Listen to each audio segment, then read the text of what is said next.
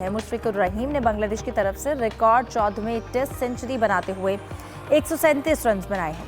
पाकिस्तान ने रिव्यू में हमेशा की तरह कमजोरी दिखाई है और 2 विकेट्स जल्द लेने का जो मौका है वो अपने हाथ से गंवा दिया। क्या कौमी टीम ये टेस्ट बचा सकेगी? बिकॉज एक जो आगे टारगेट है वो काफ़ी बड़ा है, 437 रन का। इसके साथ साथ वाइट बॉल कैंप लाहौर में जारी है। माइक हसन कहते हैं कि ऑस्ट्रेलिया के खिलाफ तैयारी के दौरान नए खिलाड़ियों को जानने का मौका मिल रहा है और वनडे सीरीज में टीम में क्या क्या चेंजेस एक्सपेक्ट की जा रही हैं, इन पर भी बात करेंगे। और स्पेशल ओलंपिक्स पाकिस्तान के मुकाबले इस्लामाबाद में ख़त्म हो गए हैं, इस पर भी डिटेल डिस्कशन होगी। मेरे साथ मौजूद हैं जाहिद मकसूद साहब, मोहम्मद यूसुफ अंजुम और सलीम खालिक साहब।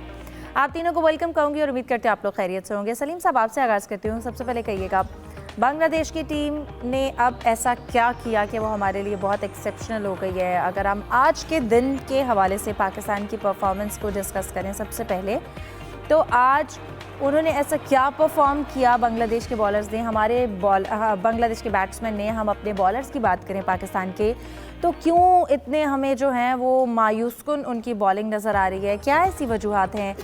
कोई नए लोग निकल के आ गए हैं? हमें समझ नहीं आ रही बांग्लादेश बैट्समैन की। बांग्लादेश को हम लोग हल्का ले रहे हैं, क्या कर रहे हैं, हम बहुत जल्दी भूल जाते हैं।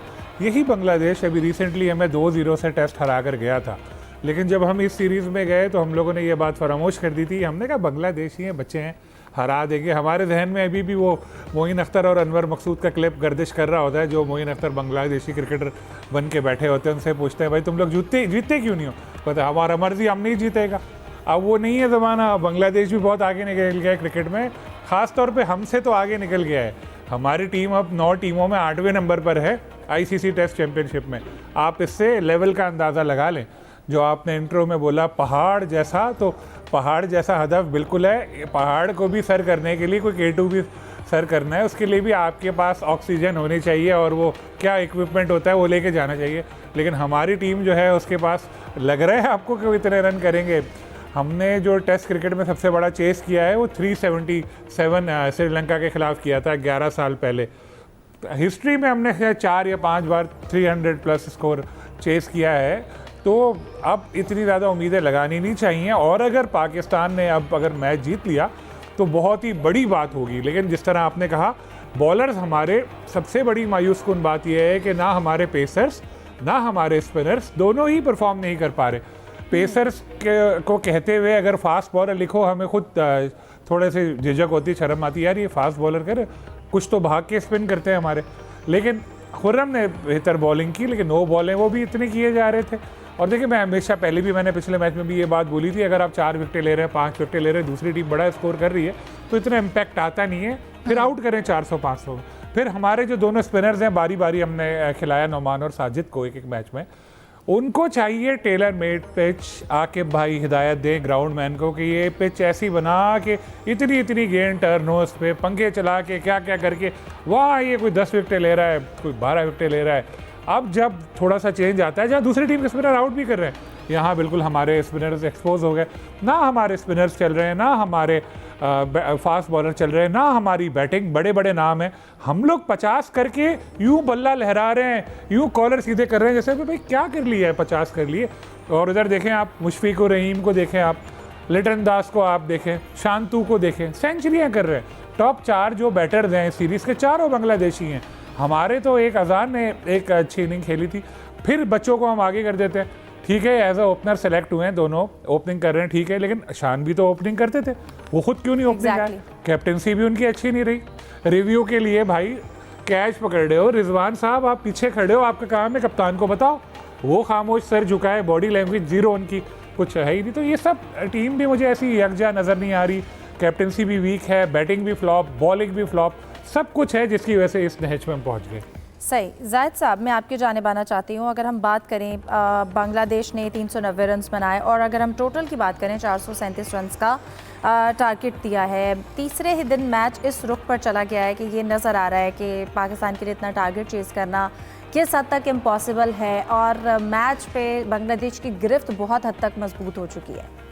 देखिए, अब दूसरे दिन जो चांसेस दिए पाकिस्तान ने, 2 रिव्यू थे, वो भी पाकिस्तान ने नहीं लिए और फिर उनकी टीम जो है जमकर खेलने लगी। आज तो सारा दिन जो है बांग्लादेश के नाम था ओवरऑल अगर पहला टेस्ट भी देखें, दूसरा भी देखें, तो ना सिर्फ बैटिंग या बॉलिंग में, फील्डिंग में, कैप्टनसी में, हर चीज़ में बांग्लादेश ने डोमिनेट किया।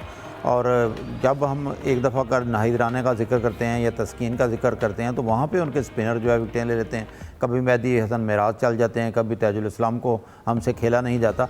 आज साजिद खान ने विकटें ली हैं उस वक्त तक जब पानी सर से गुजर चुका था। बहुत लंबी पार्टनरशिप हुई, बहुत अच्छा खेले मुशफिकुर रहीम, जितनी भी उनकी तारीफ़ की जाए कम है। एक ऐसे मौके पे उन्होंने रिकॉर्ड साज इनिंग्स अपनी टीम के लिए, अपने मुल्क के लिए खेली है जब शदीद ज़रूरत थी बांग्लादेश को। अब देखें, कम से कम मेरी ज़ाती राय में ये जो दूसरा टेस्ट था, यहाँ लगता था कि टॉस जीत कर एक अच्छा फैसला किया, लेकिन आपने 6 विकटें जल्दी गिरने के बाद फिर एक लंबा स्कोर उनका बनाने में वो कामयाब होगी और 46 रन की उन्होंने बढ़तरी हासिल कर लिया। ओवरऑल डोमिनेट किया बांग्लादेश की टीम ने और आज भी उन्होंने बहुत अच्छी बैटिंग की है।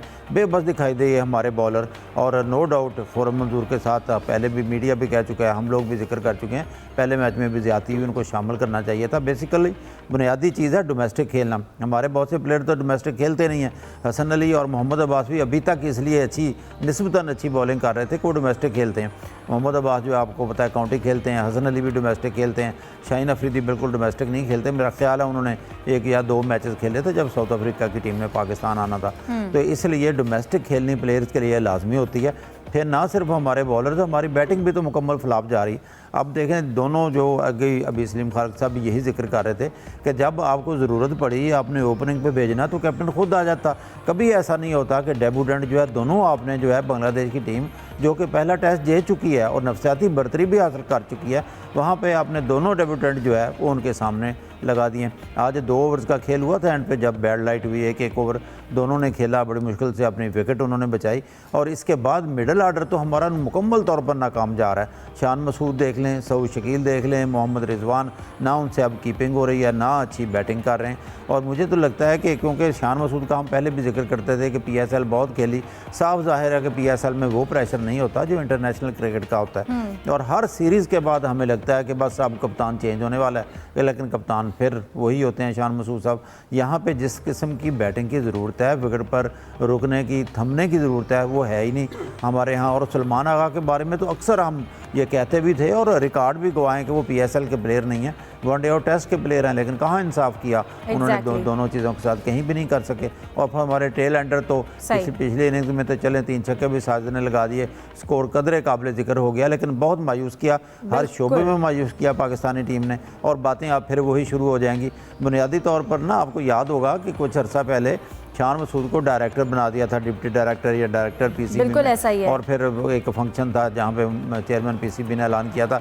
लगता ये था कि वो कप्तान को सेफ पैसे दे रहे हैं ताकि ये चले जाएं आराम से, उधर बैठें। और वो क्योंकि शान मसूद और की शदीद ख्वाहिश है कि दौरा इंग्लैंड में टीम की कप्तानी करें। अब इंग्लैंड तक वो रहते हैं या नहीं रहते, ये तो बिल्कुल इसका फैसला तो वक्त पर पता चलेगा।